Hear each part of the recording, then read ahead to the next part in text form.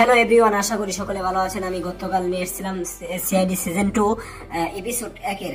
এখন আজকে রিভিউ নিয়ে আসবো সিআইডি সিজন 2 এপিসোড 2 এর। হ্যাঁ, এপিসোড 2 এর মধ্যে আমাদেরকে দেখতে মিলে একটি প্লেন হাইজ্যাক হয়, যেখানে অভিজিৎ মালয়েশিয়া নাকি কোথায় জানেন যায়, মালয়েশিয়া নাকি সিঙ্গাপুর যায়। এখন সেই প্লেনে একটি লাশ পাওয়া যায়, এবং এই লাশটা কি জন্য, এই সমস্ত সাসপেন্স দেখতে হলে আপনাদের সিরিজ সিজন 2 এপিসোড 2 অবশ্যই দেখতে হবে, কারণ ওয়ানের আমি অনেকটাই স্পয়লার দিয়ে ফেলেছিলাম। এইবার স্পয়লার দেব না, গল্প আমি রিভিউ করব না। এই বিমানে একটি কাহিনী হয়, এবং আমি আপনাদেরকে একটা সারপ্রাইজ দিতে চাই।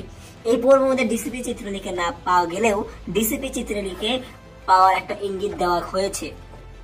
এখানে ওই যে একটা লোক আসে, সে এই যে যে পাশে লোকটা এসিপি পাশে দাঁড়িয়ে আছে, যে এদিকেই করে রেখেছে, সেই লোকটা হচ্ছে ডিসিপির কোনো পাঠানো লোক, যে লাস্টে ফোন করে, আমি টুইস্ট দিতে চাচ্ছি না, মানে উল্টাপাল্টা করে দিচ্ছি যাতে আপনারা গল্প না টের পান।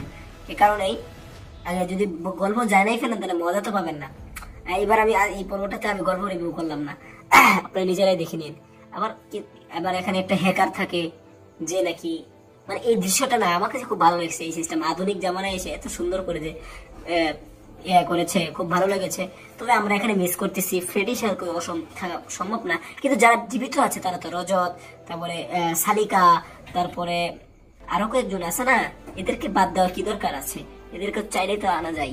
বিবেক, এদেরকে আরো অনেক অফিসার, তারপরে নিখিল, এদের সকলের তো এতগুলো অফিসারের কি সমস্যা? তো আজকের ভিডিওটি এ পর্যন্তই, ধন্যবাদ।